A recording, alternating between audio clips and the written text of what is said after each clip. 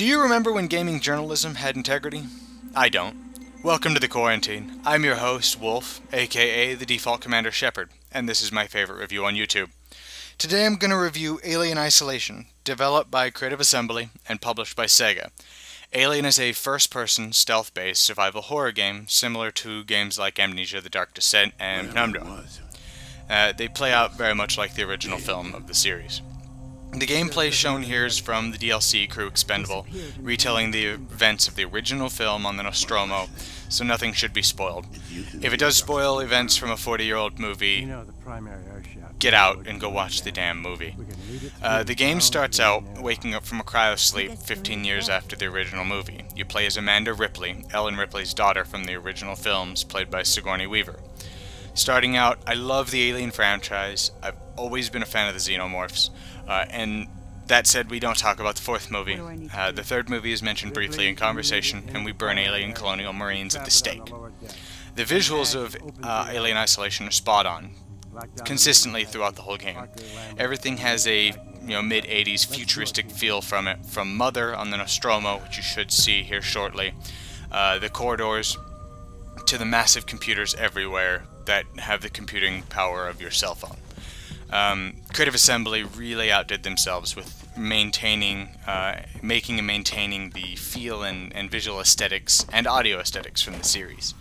The lighting is done fantastically, though in my opinion the default setting feels a bit bright for the setting, quickly remedied by adjusting the brightness in the options, so not too big of a deal there. Everything from the steam radiating from the pipes that line the walls, the dust pickup, everything looks fantastic. My computer is somewhat dated. I'm running a Sapphire Radeon HD 6950 with 2 gigs, an i5 3.2 gigahertz, and only 8 gigs of RAM. The game ran buttery smooth for me with not even so much as a hiccup on maximum settings. The Xenomorph looks amazing. The Xeno in the game is a simple drone, but it implies there may be much more. I'm not going to spoil a whole lot, but it's pretty cool. I would have loved to have seen a Queen, a Warrior, or any of the third-party variants, or official for that matter, like the Runners, the Flying Queen, the Rhino, the Mantis, any of them. But a man can dream. Maybe a sequel. You never know. The gameplay has you exploring the Sevastopol, looking for a flight recorder from the Nostromo in hopes to find your mother that you had caught wind that was discovered. As we all know, your mother's drifting lazily through space with almost no chance to be found, and she won't be for another 32 more years if I remember the time frame right. The game will have you dodging from one point to the other, sticking to shadows, and trying to remain out of sight from the Xenomorph, along with the survivors that have gone crazy on the station, not all of which are hostile, the androids, which I'll touch base on later. There are guns in the game, but the Xeno is invulnerable, so you wind up using those weapons on the androids and the survivors around the station. The ammunition is very limited, so you don't really have to worry about it turning into a run and gun. And I don't really think you have to kill anybody. I mean, I did, but I don't think you actually have to kill anybody, save for, I think, 2 people in the kind of tutorial area. I do recommend playing the game on hard, as the AI gets gradually dumber and dumber on lower difficulties. Easy, as long as you're not standing in front of him, he's not going to see you. The game took me about 17 hours to beat on hard, with something like 52-ish deaths. And in my opinion, it felt like it lasted too long. I was streaming and chat thought it would be funny to record how many times I died. The Xenomorph stops being scary at around the 10-hour mark. And the false endings it tosses at you several times gets really annoying after the first time. I really hate saying I wish it was shorter, but I prefer, I do prefer normally a good long game to make me feel like I spent my money well. But it feels like it overstayed its welcome, and I'll explain why in a moment. Partly due to the flamethrower, which is my next complaint. While it won't kill the Xenomorph, it will scare him off. It has, and the amount of fuel that you're able to find for it pretty much makes the hiding aspect obsolete around the halfway mark, which is where I mentioned 10-hour mark is where it overstays its welcome. I never had a problem with fuel, and I rarely hit after I got the flamethrower. Every time I saw the xenomorph, I would fire a short burst, wait till his reaction animation was over, fire another one, rinse and repeat till he runs off, and then rinse and repeat the entire thing next time I saw him. As long as you don't sprint, which will trigger him to find you faster, you should have a few moments to do what you need to do.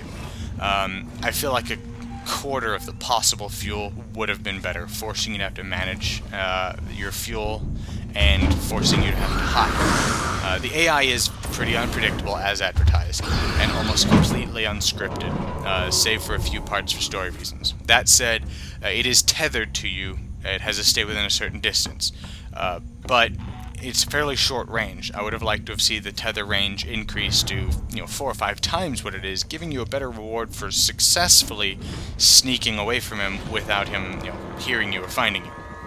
But that's all I gotta say about that.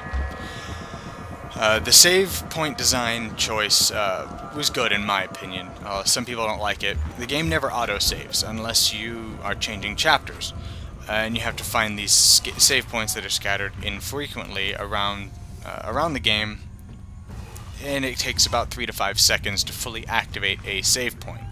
They do it so you can't cheat the system and hit it while being chased, because when you load your save, it spawns the xenomorphs someplace different, most of the time. 2 of the most annoying parts of the game are the massive amount of backtracking throughout the later part of the game. Really to the point where it's not fun anymore. Seeing the same part of the station over and over again is only neat for so long.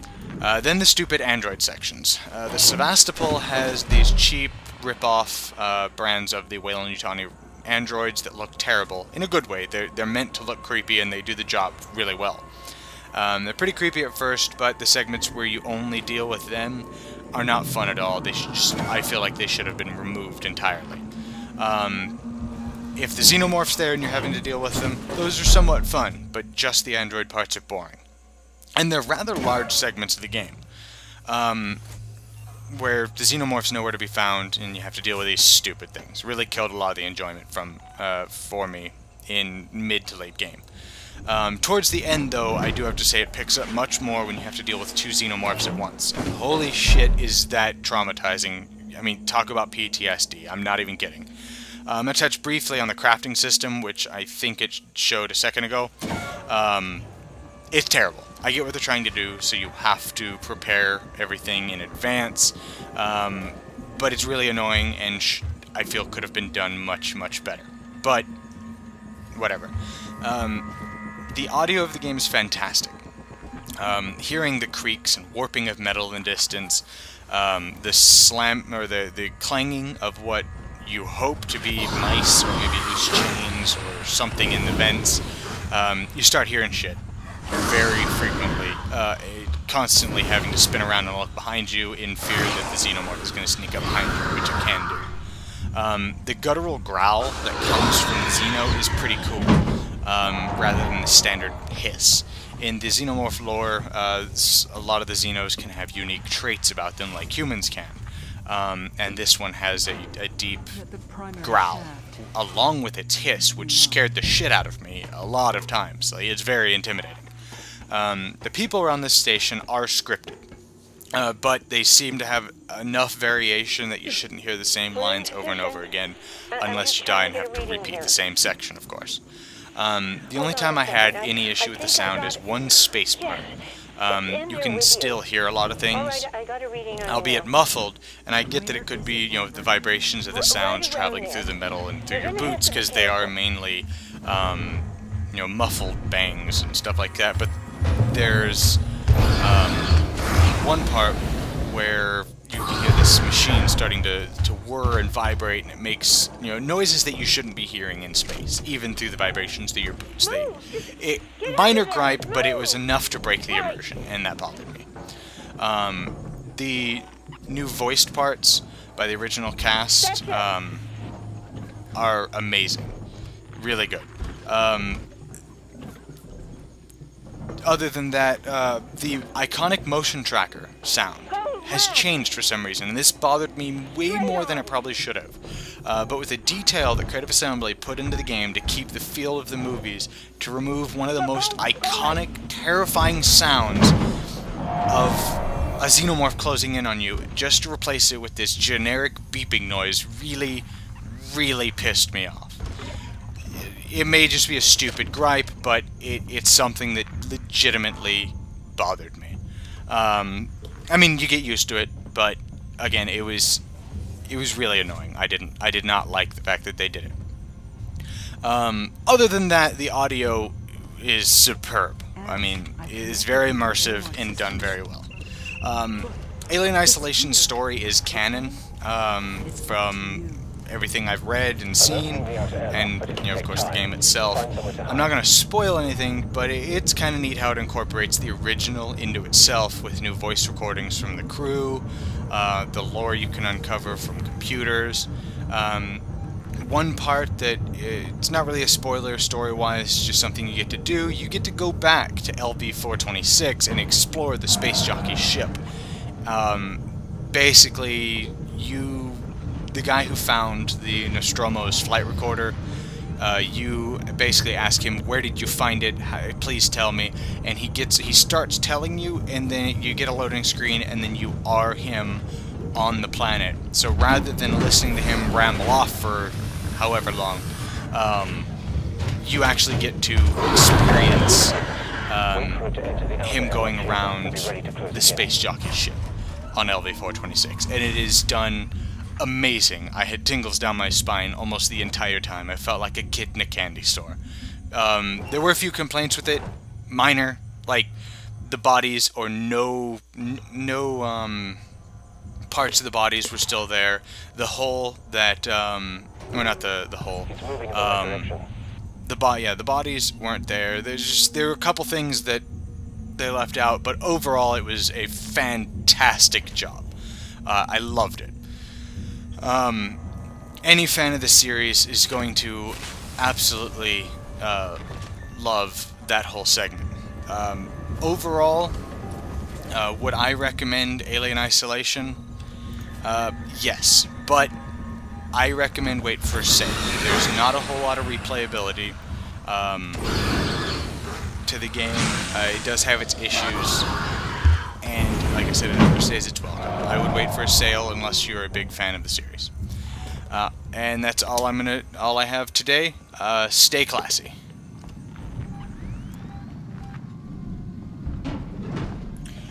Well, thanks for watching my review. Let me know in the comments any constructive criticism. Definitely welcome. I redid this review from an old one because I just didn't like how it turned out. It was something I slapped together. I tried to do the review and read from a script or bullet points actually while playing, and it just turned out like crap. If you could like, comment, and subscribe, keep me motivated to do this, that'd be great. Something I've always wanted to do. Not really for money, any stupid reason like that. I mean, it'd be nice, but it's not really why. I figure I'd just play enough video games, might as well voice my opinion about them. And yeah, I plan on getting an intro eventually, so it's not just boom straight into review. Something I don't know, neat. I got to figure out how I'm going to do it and what I'm going to do. But whole thing is a work in progress. If you look at the profile, it needs work right now. So I just wanted to get out there and start doing it. Still learning the system that I'm using, the video editing program, everything. So like I said, comments welcome. Like, comment, subscribe. Next up, I plan on doing possibly, I think it's called Race the Sun and Senran Kagura Shinobi Versus. I do want to start doing Vita reviews as well, but the cap card is really expensive, so I'm probably just going to webcam capture. It's a little ghetto, but it'll work. I might, if my cap card won't work with a Vita TV, I might go out and buy one just so I can get decent gameplay footage. But my cap card's also a piece of crap too. So let me know how you guys liked it, guys. I appreciate it. Thanks for watching.